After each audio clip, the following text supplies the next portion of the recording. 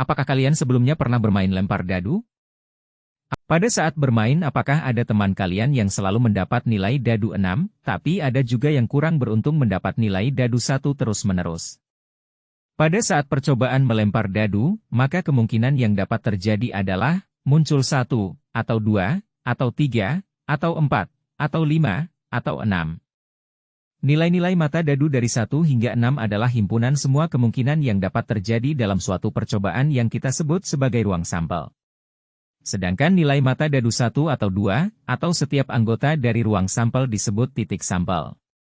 Kejadian adalah himpunan bagian dari ruang sampel. Ruang sampel biasa dinotasikan S dalam suatu percobaan. Dalam percobaan dadu, maka ruang sampelnya adalah S1, 2, 3, 4, 5, 6. Jika K adalah kejadian munculnya angka 1, maka kita bisa menuliskan K1.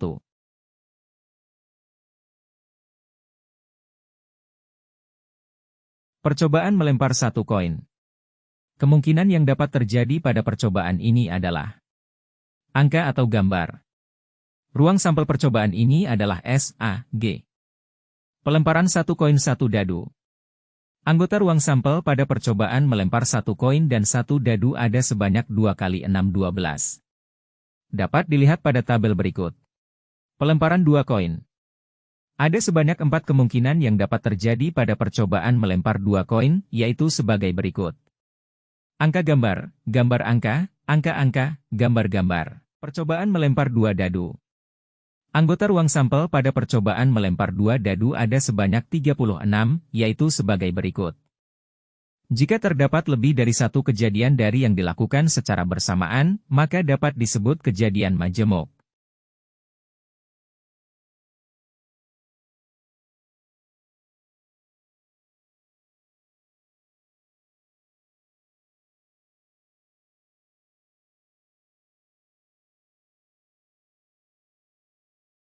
Peluang empirik adalah peluang suatu kejadian berdasarkan percobaan langsung. Frekuensi relatif. Misalkan kita melakukan suatu percobaan dan memperoleh hasil yang merupakan anggota kejadian K.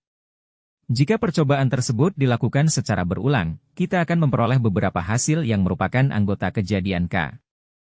Yang dimaksud frekuensi relatif kejadian K adalah rasio banyak kejadian K dengan banyak percobaan. Misalnya kita melakukan percobaan melempar satu koin dan akan menentukan frekuensi relatif kejadian munculnya gambar. Jika kita melakukan percobaan sebanyak 5 kali dan muncul gambar sebanyak 2 kali, maka frekuensi relatif munculnya gambar adalah 2/5. Peluang empirik. Jika percobaan terus dilakukan secara berulang sehingga nilai banyaknya percobaan menjadi sangat besar, maka frekuensi relatif kejadian K disebut peluang empirik kejadian K.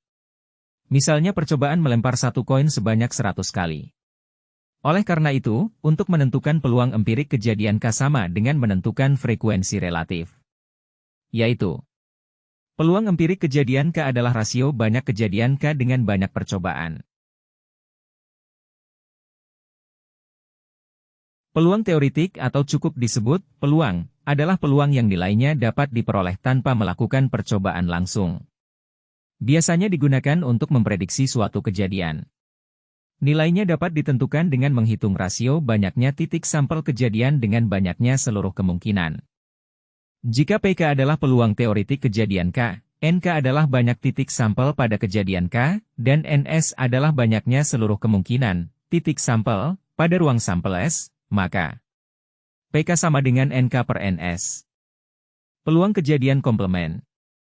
Apabila PK merupakan peluang kejadian K dari ruang sampel S, dan PK aksen merupakan peluang kejadian bukan K, maka PK ditambah PK aksen sama dengan 1, atau PK aksen sama dengan 1 dikurang PK. Contoh, apabila kita ingin menghitung peluang muncul minimal satu angka dari percobaan melempar 3 koin, maka kejadian tersebut merupakan komplement dari kejadian tidak muncul angka sama sekali, yang artinya semua koin memunculkan gambar. Sehingga kejadian muncul 3 gambar dari percobaan melempar 3 koin hanya memiliki satu sampel, yaitu 3 gambar. Banyak ruang sampel pelemparan 3 koin adalah NS sama dengan 8. Sehingga peluang muncul 3 gambar adalah PK sama dengan 1/8. Oleh karena itu, peluang muncul minimal satu angka dari percobaan melempar 3 koin adalah PK aksen sama dengan 7/8. Frekuensi harapan. Frekuensi harapan adalah banyaknya kejadian yang diharapkan terjadi dalam suatu percobaan. Jika PK merupakan peluang kejadian K dan N adalah banyaknya percobaan, maka frekuensi harapan kejadian K adalah FK sama dengan N dikali PK. Sebuah dadu dilemparkan 180 kali. Berapa frekuensi harapan unsur dadu ganjil? Sebuah dadu dilemparkan 180 kali. Berapa frekuensi harapan unsur dadu ganjil? Kita misalkan K adalah kejadian muncul angka dadu ganjil dan S adalah ruang sampel. Maka, PK sama dengan 1/2. Dan diketahui N sama dengan 180. Maka frekuensi harapan muncul angka ganjil adalah 180 dikali 1/2. Sama dengan 90. Percobaan atau eksperimen adalah suatu kegiatan yang menghasilkan beberapa kemungkinan. Ruang sampel, biasanya dinotasikan S, adalah himpunan semua kemungkinan yang dapat terjadi dalam suatu percobaan. Setiap anggota dari ruang sampel disebut titik sampel. Kejadian adalah himpunan bagian dari ruang sampel. Contoh. Percobaan melempar 2 koin. Ruang sampel percobaan melempar 2 koin adalah S, AA, AG, GA, GG. AA, AG, GA, GG adalah titik sampel pelemparan 2 koin. Kejadian muncul satu angka dan satu gambar adalah K, AG, GA. Banyaknya anggota ruang sampel S dinotasikan N, S, dan banyaknya anggota kejadian K dinotasikan N, K. Jika terdapat lebih dari satu kejadian yang dilakukan secara bersamaan, maka disebut kejadian majemuk. Misalnya percobaan melempar 1 koin dan 1 dadu.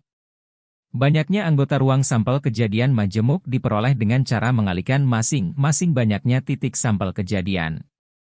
Contohnya banyaknya anggota ruang sampel percobaan melempar 1 koin dan 1 dadu adalah N, S, sama dengan 12.